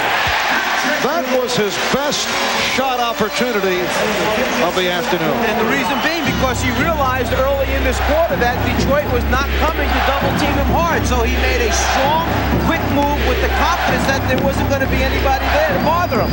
Woolridge. The Knicks lead at 57-51. So Woolridge now has 12 points, 6 of the 12 coming here in the third. Very similar to what happened with Dumars. You make your first one, Dumars made his second one. Woolridge makes the layup in transition. He comes back to knock out the jumper. Ewing, yes. Patrick Ewing with his 4th field goal, and for the first time has hit 2 in a row. He is now 4 of 18. Now the decisions have to be made by Detroit. Do we go get Patrick now with the aggressive double teams before he starts lighting it up? Whoa. What a move by Orlando Woolridge off the crossover, whipping by Charles Oakley. Oakley beaten by Woolridge, who has cut it to a 6-point Knick lead. And Mark, again, that time, Mark Aguirre was up at the table, getting ready to report in for Woolridge, but the 3rd straight basket, so Mark goes and takes a seat. McDaniel, Lane Beer with the rebound. Detroit picking it up here in the third. Dumars again. Joe Dumars has hit his last 3. 8 points for Dumars. And it's another 3 for Joe. He's cut it to a 3-point Knick lead, and now Pat Riley takes a timeout. A 13-4 run by the Pistons. 4:24 to go in the third. There's Pat Riley, man who made the transition back to coaching after spending such valuable time week in, week out with Costas, Vesey, Ferry on NBC's Showtime, and man who coached the Lakers to 4 NBA championships. You know, Pat blamed himself for that bad finish, the sputtering finish by the Knicks at the end of the regular season. Here's Jackson. Yes. And the Knicks lead 61-56. Pat Riley telling us that he did more coaxing than coaching. He said he felt he let the team down, perhaps taking it all on his shoulders as the Knicks lost 5 of the last 8 and blew the division title to the red-hot Boston Celtics. I'm certainly not afraid to share some of the responsibility. Oh, a facial served up by John Sally and the foul. Patrick Ewing committing his 4th. When New York starts rotating, if you can find an open spot in the heart of the defense, and if your guards have the ability to thread the needle like Dumars finds Sally, then you'll have these type of scoring opportunities. And going back to game 1, it was right at about the same time in the game where New York was up 11-13 and exploded to a 27-point advantage. This time with about 7 minutes remaining in the quarter, down 12 points. Detroit rallies, comes back, and if Sally knocks out this free throw, we'll be within 2 points. So they've made their stand rather than falling apart as happened in game 1. 7 points for Sally, and the Knick lead is now down to 2. Patrick Ewing sitting down after picking up his 4th. Anthony Mason has returned. Ewing went 1 for his first 14. He hit 3 of his last 4. Now on the bench with 4 fouls. 3.5 remaining in the third quarter. Jackson rebounded by Lambier. Well, what Detroit did is after starting out 0 for 5 in the second half, they went to the shot doctor, got a little remedy, and now have made 7 of the last 8 shots, and it certainly helps on the scoreboard. Thomas unleashing. Isiah Thomas has tied it at 61. 11 points for Thomas. So the Knicks sparked up earlier this third quarter off a 10-0 run and a 12-point lead, but the Pistons have come roaring back, and the game is tied at 61. Starks fouled by Dumars. That time a good hard show by Bill Lambier when the pick and roll was about to develop. It gave Joe Dumars time to recover and play his man straight up, but then Starks used a couple tricky dribble moves there, got his back to the basket, and as Dumars tried for the swipe, got too much arm. The Pistons in an 18-6 run since the Knicks led by 12 points. John Starks averaged only 7.5 points per game against Detroit in the 4 games during the regular season. They split the season series at 2-2. But he had a good one on Friday night in game 1. 5 for 10, 14 points. Starks now with 9 here this afternoon. And the Knicks lead it by 2. You see the Knicks all the time. Should John Starks be a candidate for the 6th Man of the Year award? I would say he's among the candidates, but I don't see Starks winning out over the likes of Detlef Schrempf and Sarunas Marciulionis. As Orlando Woolridge has tied the game at 63. I'd also have to rate Dan Marley over Starks. I'd put him number 4 in that category. He has had a very fine season. John Starks in his 3rd year out of Oklahoma State, one of 4 colleges that he played for. Xavier McDaniel with 18 points. And the Knicks lead at 65-63. 2 minutes remaining in the third. Nice look. Thomas from Sally, and the game is tied at 65. Well, Detroit calls it the fist. Chicago calls it its triangle offense, but the Pistons have taken some of their options, and that time the little back pick, center on guard, produced the layup. is stopped, and that won't count. Detroit wants a tie-up, looking for a jump ball, but a foul was called. Well, you have so many different things that could be called there. Detroit wants a jump ball call. They felt the block took place and that the Knicks came back down to the ground. New York wants a foul, and then New York also wants a basket. The block from behind, did he come down? No, he released first, then the foul by Bill Laimbeer. By John Sally, rather, not Laimbeer. Mason giving the Knicks a 1-point lead. Anthony Mason, a local New York City product out of Springfield Gardens. All City at Springfield Gardens, although he did not play basketball until his junior year. Oakley, met by Laimbeer, and the Knicks regroup.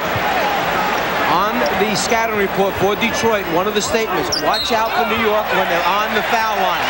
They come up with a lot of their missed free throws. Woolridge called for his third.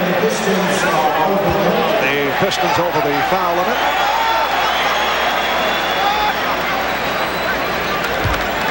X-Man down low, holding his ground, and Woolridge trying to decide which way do I want to come around this guy, but you just can't hold him. Xavier McDaniel on the line for the first time. 19 points for McDaniel. He is the high man in the game. Xavier acquired back in October from the Phoenix Suns in the trade for Trent Tucker and Gerard Mustaf. Knicks 68 and the Pistons 65. 1:25 left in the third. A reach-in called on Mark Jackson. And Detroit certainly would like to get their share of what you would call the lesser fouls to give them some opportunities to go to the foul line and pick up some extra points from the stripe area. If you're going to let them reach in and keep an arm on and get a body in like that, well, you have to call that foul. Otherwise, he'll get away with murder. Next Knick foul would put them over the limit. Here's Laimbeer on the pick and roll. Rebound Starks. Starks and Jackson now in the backcourt. McDaniel stopped by Laimbeer. Good play by Bill Laimbeer. Dumars. Detroit still will get a 2-for-1 opportunity by Dumars coming up with that offensive rebound after his missed shot. They'll put the ball back in play and have 2 chances to the Knicks 1 to finish out this quarter.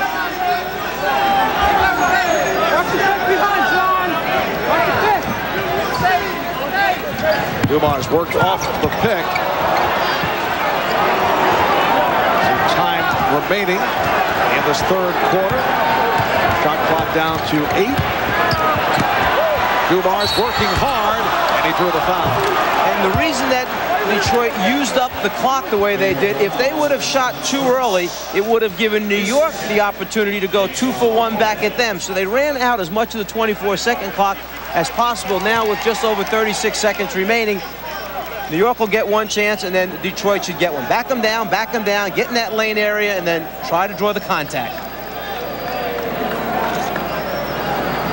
Joe Dumars to the line for the first time. Looked like Isiah Thomas was shaken up. The Detroit trainer, Mike Abdenauer, checking it out. Joe Dumars gets set to shoot the fouls. Joe Dumars, a 3-time NBA All-Star, most valuable player of the '89 finals when the Pistons won their first championship. And he is the only Piston player to start every game this season. Looks like Isiah is okay. All 9 points for Dumars have come here in the third quarter. He and Woolridge able to get it going after the slow start. The Knicks lead it 68-67. Half minute to go in the third. Oakley stripped and fouled. Contact made by Laimbeer. Most times the Detroit Pistons team gets away with that strip maneuver where they anticipate the basketball coming up as the offensive player is going to the rim. They try to get an arm in and knock it free. Today, an unusual number of calls against them where they're getting more arm or hand than basketball.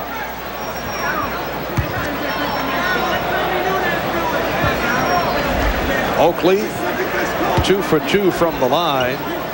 Charles with 15 rebounds, setting the tone off the boards as he did in game 1 on Friday.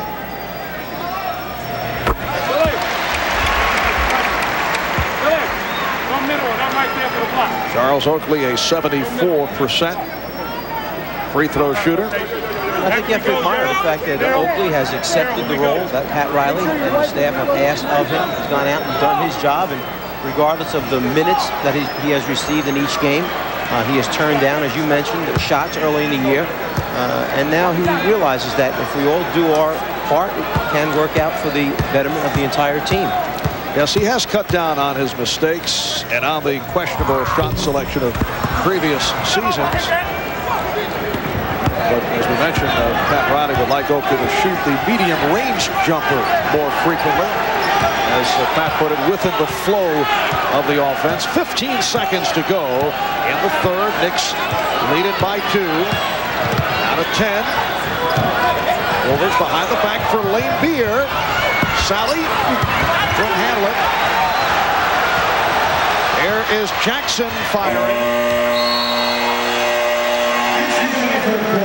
After 3 at Madison Square Garden. It's the Knicks 69 and the Pistons 67. Orlando Woolridge with 10 of the 16 here in the third. We'll be back after these messages and a word from your local station.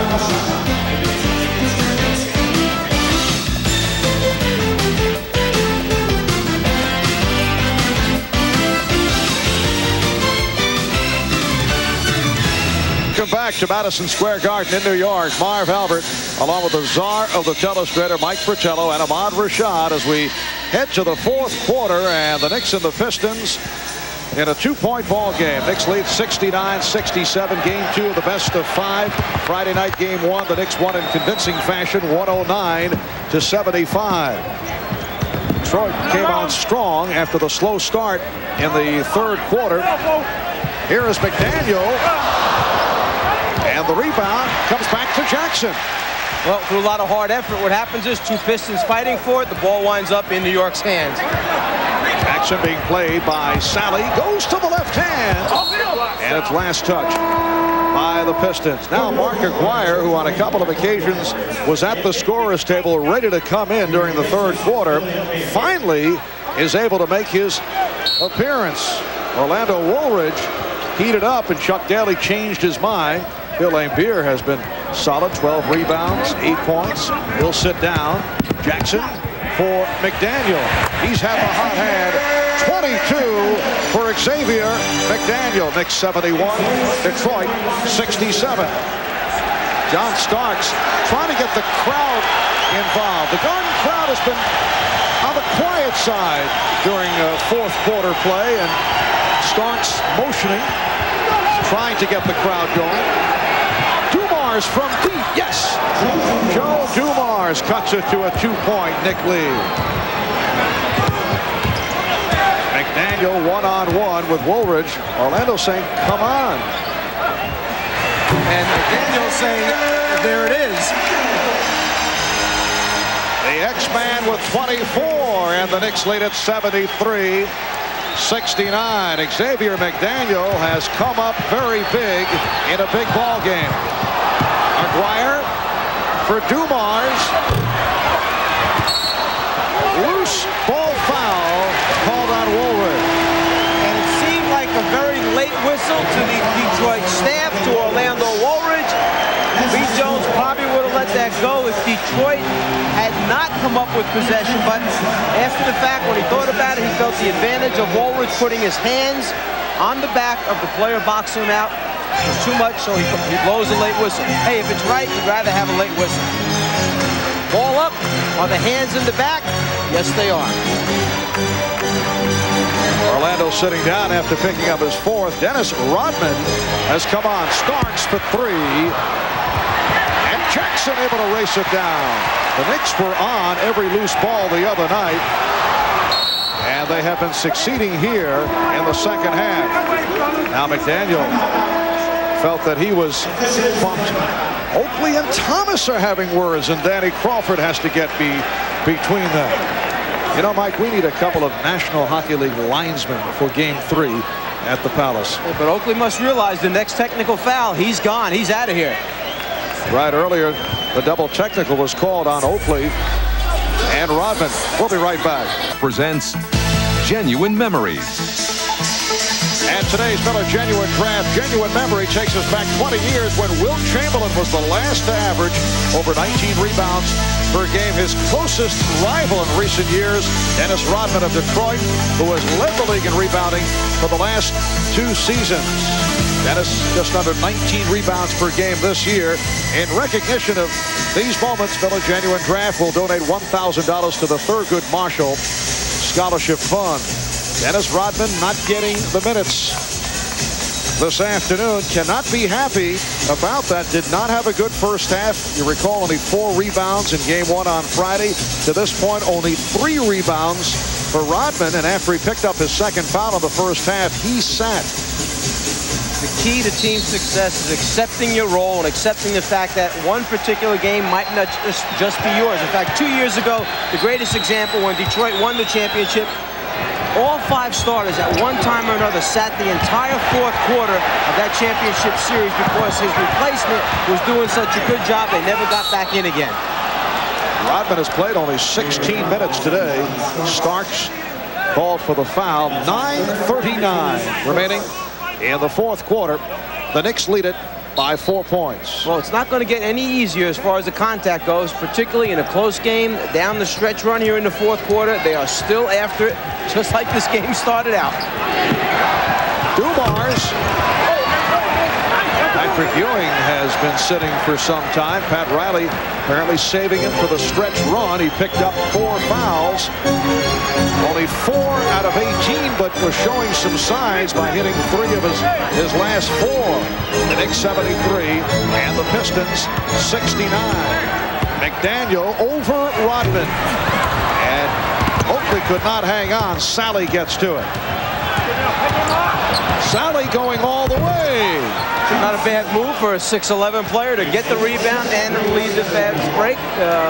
John Sally saying, you know, some of the couple guys do that, like Barkley and some other guys. I kind of like that maneuver. 9 points for Sally. Now Ewing getting set to check in.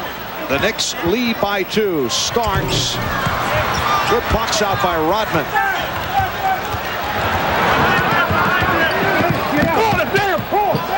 Aguirre with the open shot. And McDaniel rebounds.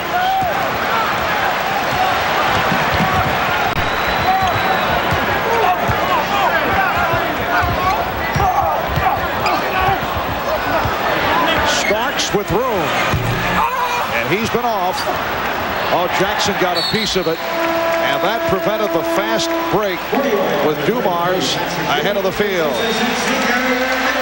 Here's Patrick Ewing for Xavier McDaniel, who hears it from the crowd. 11 for 21, 24 points, plus 7 rebounds. And X-Man has received quite a pounding physically, as well as the great job that he's done. He's absorbed a lot of blows today. Joe Dumars turning it around in the second half, and he's tied the game at 73. The Knicks have missed their last 5 field goal attempts. Starks, yes. So John Starks with the 11, and he's given the Knicks a 2-point lead.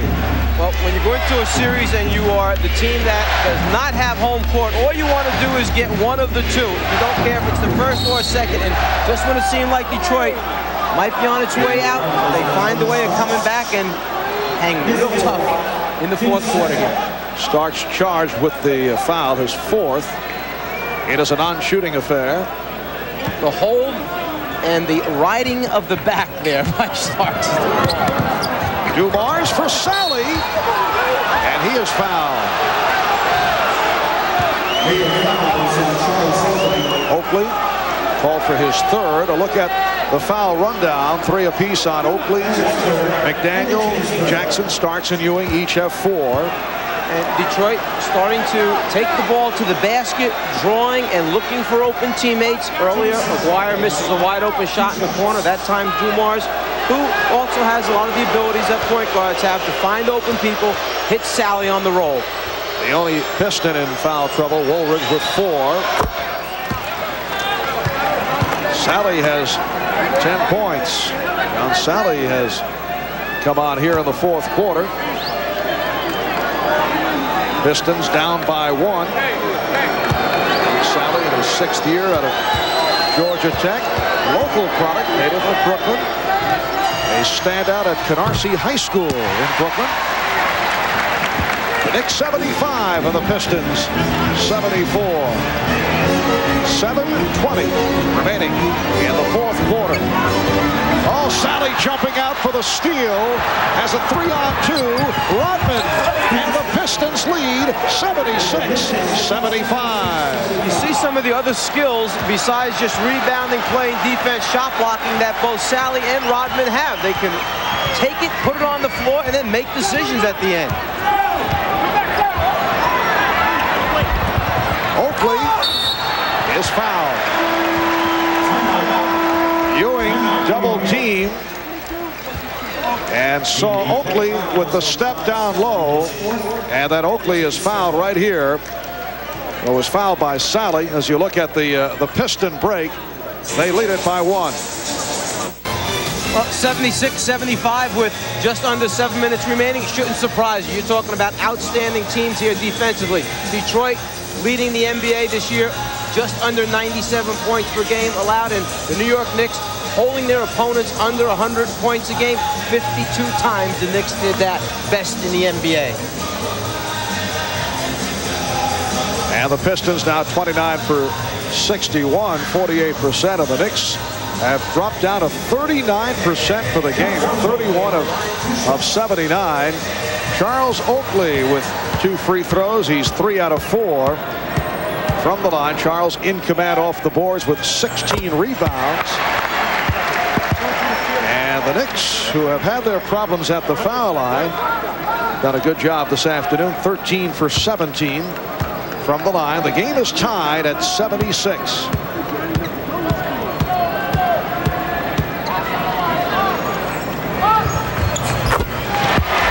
The Knicks with a 1-point lead. Chuck Daly going with Isiah Thomas and Joe Dumars in the backcourt. Dennis Rodman, Mark Aguirre, John Sally up front. Aguirre played by Mason.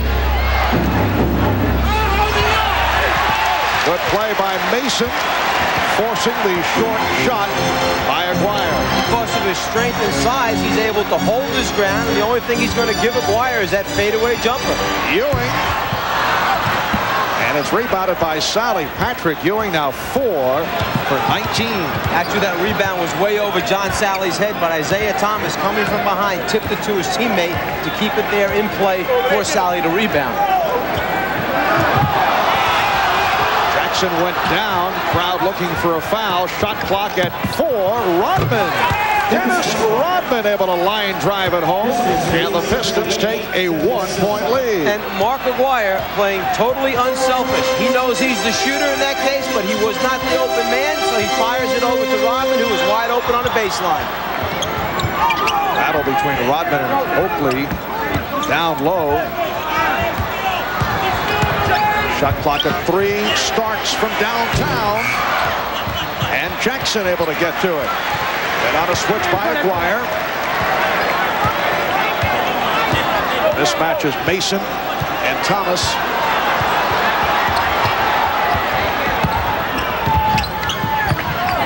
Starks, wild shot. Rodman with the rebound. Dumars ahead of the field. And Mark Jackson almost made a terrific defensive play. He knew no one was covering the backcourt. His only shot at stopping the layup was to go and jam the long rebounder quickly, but Rodman got around them for a clean look down the floor. The Knicks take a timeout with 5:02 remaining in the third quarter. Rodman and Oakley going at each other. Chuck Daly saying after the game the other night, after it was pointed out that Dennis Rodman was held to 4 rebounds, he said, yeah, held. They held him. Commenting on the tactics by Oakley and McDaniel. And Pat Riley was a little bit annoyed at that. He said, look at what Rodman does when he looks to get into position. I think both coaches playing to the officials, looking to get the edge in game number 2. Well, we asked Pat Riley just prior to the game, did you hold Dennis Rodman? And Pat never wanted to tell a lie. Said, yeah. Oh, no, absolutely no. There was no holding at all. The Pistons lead it by 3. 80-77. The Knicks at one point led by as many as 12. This is the biggest lead of the game for Detroit. And the Knicks are involved in a drought. They have missed 8 of their last 9 shots. Jackson from deep. Yes! A 3-pointer from Mark Jackson. That's his second of the game. He's tied it at 80. Well, it's just what the coach ordered. You're down 3 when you go into the timeout. Come out of it, knock out a 3, and we're all even. We start over again with 4.5 minutes remaining in the 4th quarter. And again, Knick players asking for crowd support. And a foul call on Oakley. That's 4 on Oakley. As the year has progressed and his level of confidence has continued to be on the rise, Mark Jackson goes back deeper behind the 3-point line and knocks out a number of big shots for New York, particularly when the defense is collapsing in on Patrick Ewing. 16 points for Jackson. He hit 2 from 3-point land in game 1. 4:25 remaining in the 4th. The Knicks and Pistons tied at 80. Chant of defense. Shot clock at 5. Dumars. Oakley with the rebound. 17 off the boards for Charles Oakley. And Detroit was trying to create the isolation for Dumars at the top of the circle, hoping he either could beat Wilkins or draw the next defender and find an open teammate. Ewing, Rodman called for a block to try to draw the foul. From time to time, the Pistons will use Dennis Rodman defensively against Patrick Ewing and take advantage of the mismatch. They bring it to their favor, and Rodman has done a good job against Ewing. Well, Dennis there felt he was in position, no question about it, that his feet were not moving. One of the reasons that they can play Dennis is because most times they're going down and trapping or double teaming Ewing, so it's just a matter of keeping a body behind him that'll stick his nose in and play tough against Patrick. Now it's Sally guarding Ewing with some help, and Ewing drew the foul. He was hacked. Oakley and Aguirre in each other's face, and Ewing comes over and hears it from Aguirre. You must keep control of yourself. You do not want to lose a vital player in a playoff game, particularly in a tie game with just over 3.5 remaining. A foul called on Sally. Ewing to the foul line for the first time.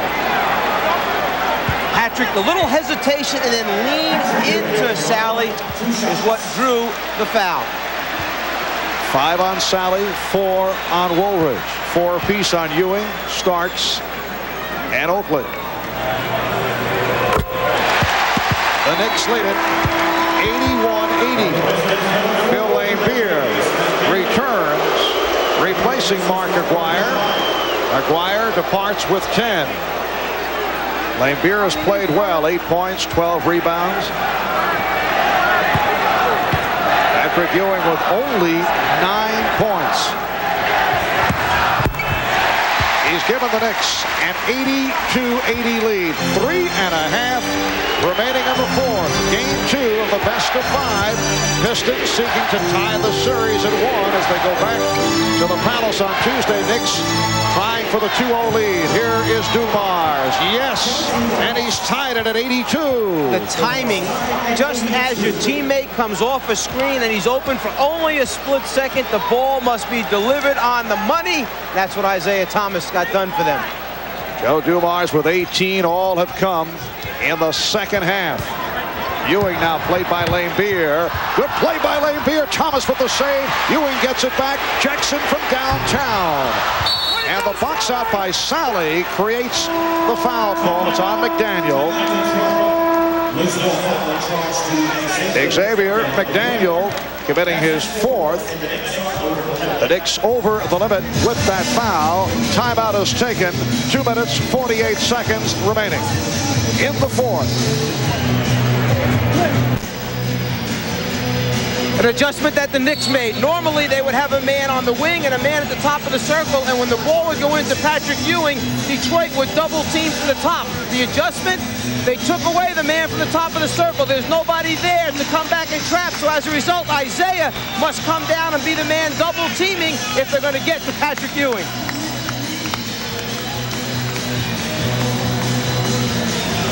And Patrick Ewing with 4 for 19, 2 for 2 from the line, only 10 points. John Sally with 2 shots off the foul called on McDaniel just before the timeout. Sally is 2 for 3 from the line.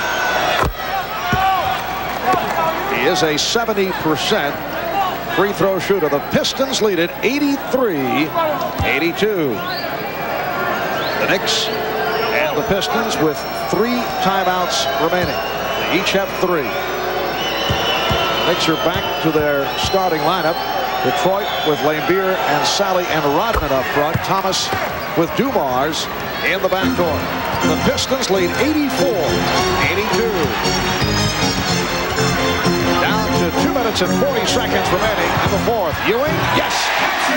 From the behind-the-back pass thrown by Jackson. Set up during the timeout. Instead of holding the screen, what Patrick Ewing did was slip the screen. Come over like you're going to set it, but leave before the ball ever gets to you.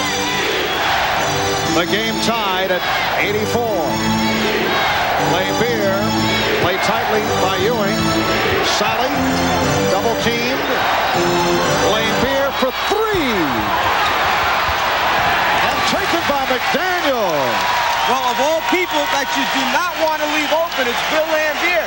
Sally got the ball back to him. No one guarding him. A wide open 3 attempt. He just doesn't knock it down.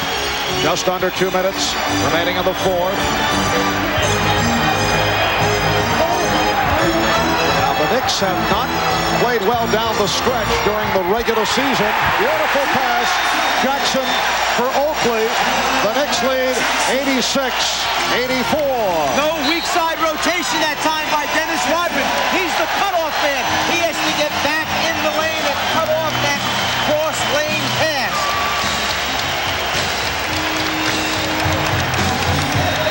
Mark Jackson, who sees the floor, knows that Patrick Ewing is going to slip the screen, so he anticipates it and lays it behind his back on the floor. And then here, after drawing 2 defenders, finds the open man under the rim for the score. Well, the crowd responding to the New York Knicks, who now lead Detroit 86-84. Minute 39 to go in the fourth quarter. Detroit has 2 timeouts remaining. The Knicks have 3. If you Chuck Daly, who do you want to go to here? Which one of your all-star guards is the one that you want to either take the shot or create for another teammate? Joe Dumars or Isiah Thomas? Laimbeer, he'll be an option if they happen to draw a double team.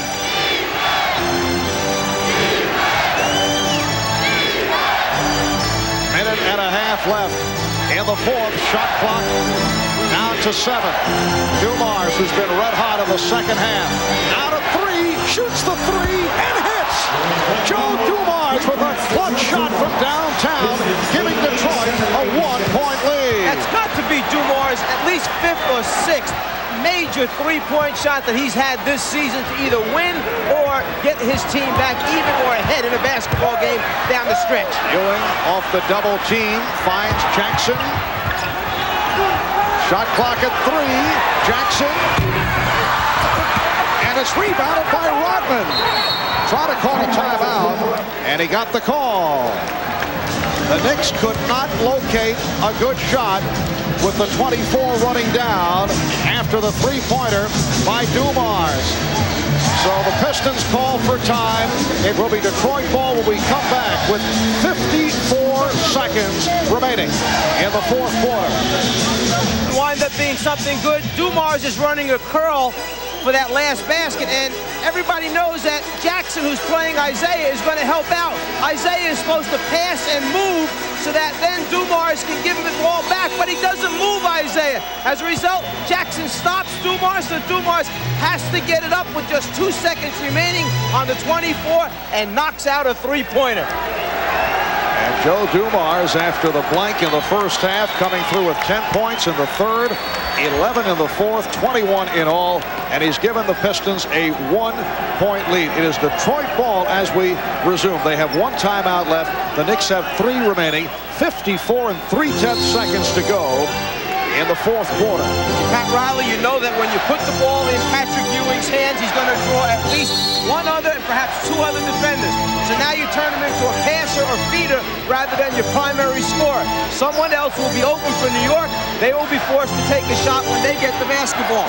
Right now, with Detroit trying to run time down off the clock, they will run as much as they possibly can. Go to the high pick and roll. Isiah in the lane or Landry making a decision.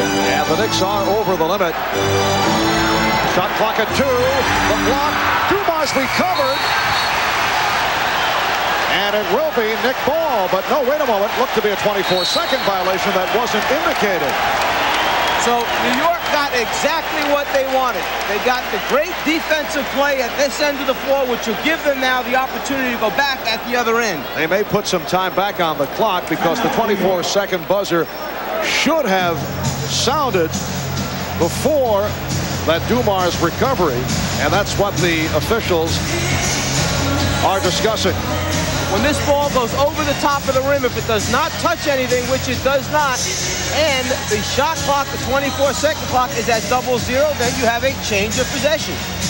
Timeout taken by the Knicks, so they have 2 timeouts remaining.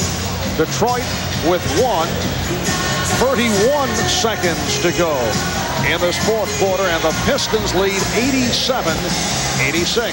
But we discussed a moment ago what New York was going to do if they got the ball and had a chance to go back on offense. Now, if you're in Detroit's huddle and you're Chuck Daly and the staff, you're trying to decide, all right, do we go back and continue to double-team Patrick Ewing? Because if we don't, he's going to try to score.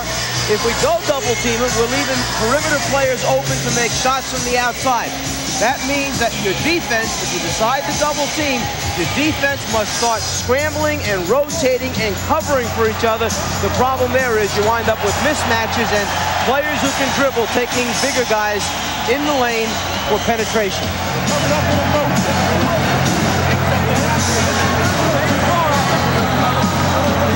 Game 3 of this best of 5 will take place at the Palace of Auburn Hills on Tuesday night.